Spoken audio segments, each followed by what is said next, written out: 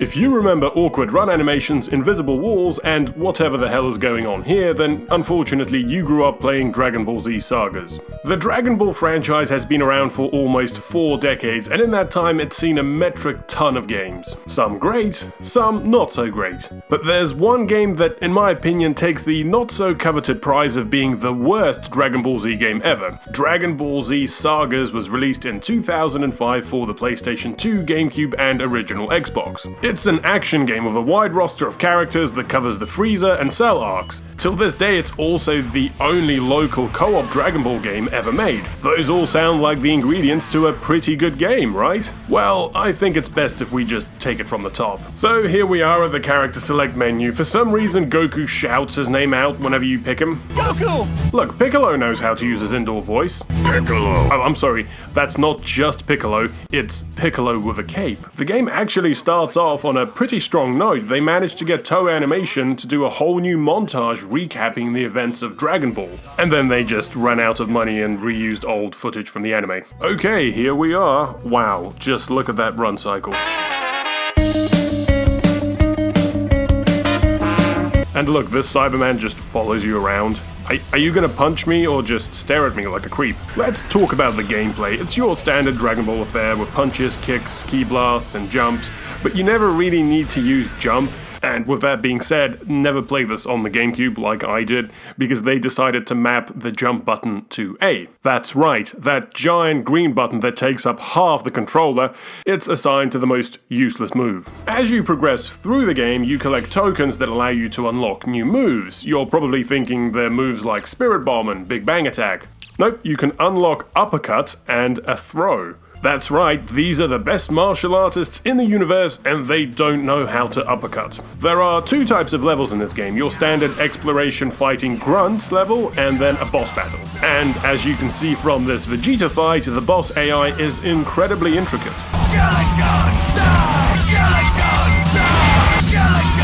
As I said, this game's USP is that it's a co-op game, so how would you fight a boss with one character? Well, the control of the character will just switch between player 1 and player 2 every minute, with each player having their own health bar for the same character. It's the software equivalent of just passing the controller back and forth. I've never seen this done in any other game before, so drop me a comment if you have. Anyway, after defeating Vegeta, you move on to the Namek section of the story. The characters can fly in this game, but only about 4 feet off the ground. Look, this is pathetic, they can't even fly over this tiny ledge. Why even go to the effort of programming flight if it's so handicapped? The game is also very subtle at letting you know that you haven't cleared a particular stage yet. You just get stuck behind an invisible wall and Bulma nags at you. You're still missing some Dragon Balls!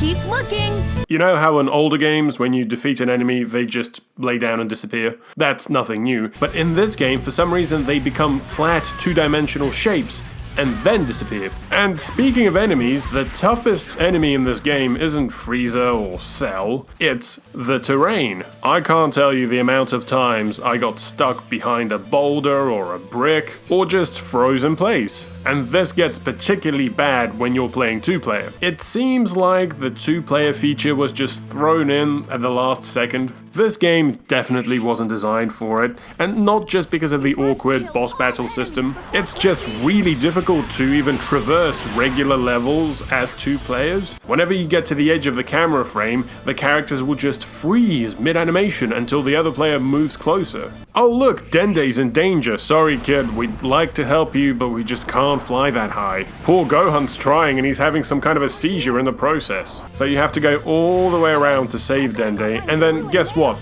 He just flies away. What? The little Namekian boy can fly higher than the Prince of all Saiyans! And look, they didn't even bother to animate him flying away, he just raises up vertically. I have to go now.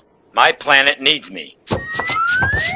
And finally, it's time to take on Frieza. The whole gimmick of this fight is that Goku transforms into a Super Saiyan, but if you're going to fight this 2-player, then both players need to transform separately. So you'll have Goku running around flipping between base and Super Saiyan. Alright, now that Frieza is defeated, we move on to the Trunks saga. right? No, you play through the Yardrat saga. That's right, remember the Yardrat saga? I sure don't, because it didn't happen. It was a 5-second flashback in Goku's story when he came back to Earth. But for some reason, these devs decided to add a whole level where you fight a completely original boss. I just don't understand. If you wanted to pad out the game, then just have him fight Garlic Jr. That actually happened in the anime. Instead, they go through the effort of designing a whole new character. Okay, whatever, so the Yardrat saga is followed by the future Trunks backstory. This is a nice touch. They could have just gone straight to the androids. This section has you playing as young Trunks and future Gohan. As with the rest of the game, you have to fight through hordes of generic enemies to progress through the levels. In this case, it's androids, and these are just as badly programmed as the Cybermen. Look, this one's got no arms, and this one is just legs. And they're both just standing there trying to figure out what to do next. This is a good time to mention the music in this game. There are 2 tracks in the entire game. We have a brooding piano track,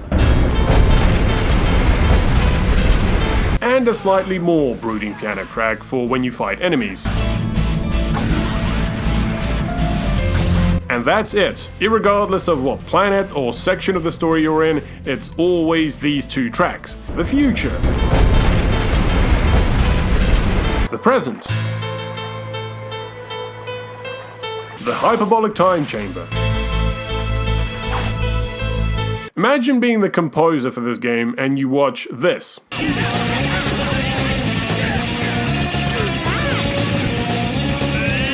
And you think, nah, you know what, I'm just gonna use this kid's keyboard instead. Okay, let's move on to the present day, and the androids finally attack. Go get him, regular Node Cape Piccolo. You'll be eating my fist. You'll be eating my fist. He really wants you to eat his fist, 17. Oh yeah, take that. What? Instead of crashing through the mountain, he just hovers above it until it explodes. Oh, these glitchy androids are just too strong for the Z fighters. Better do some training in the hyperbolic time chamber. Well, I say training, but it just involves Goku beating up Gohan for an entire year. I'll teach you to spend time with strange dinosaurs. No, Dad, please! It was just filler! I'll be good, I promise! Meanwhile, Vegeta and Trunks take on Cell. Around this point in the game, you finally collect enough tokens to learn the roundhouse kick. So you can now kick Cell back and forth like he's a football. Enemies, let's kill all enemies before... Eventually, he has enough of this and flies away. Slowly.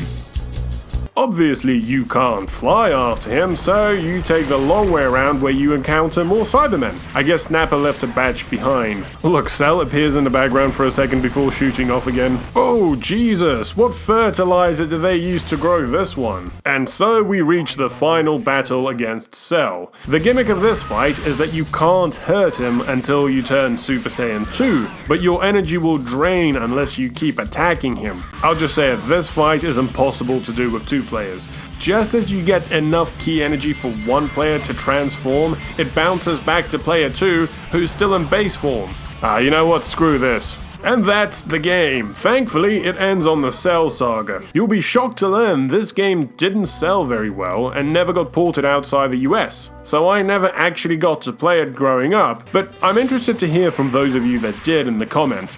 Do you still have nostalgic memories for it despite its flaws? As I do for Legacy of Goku 1, for example. Or has this game always been a bit of a dud? I always try to find something positive in these old games, but I'm really struggling with this one. I guess the animation at the start is pretty cool, and to this day, this remains the only local co-op Dragon Ball game, so I guess it's got that going for it. Oh, and once you complete the story mode, you unlock Pendulum mode, which lets you play through the game again with other characters. Finally, I can create my buddy cop dream show, Yamcha and Broly Save the Future.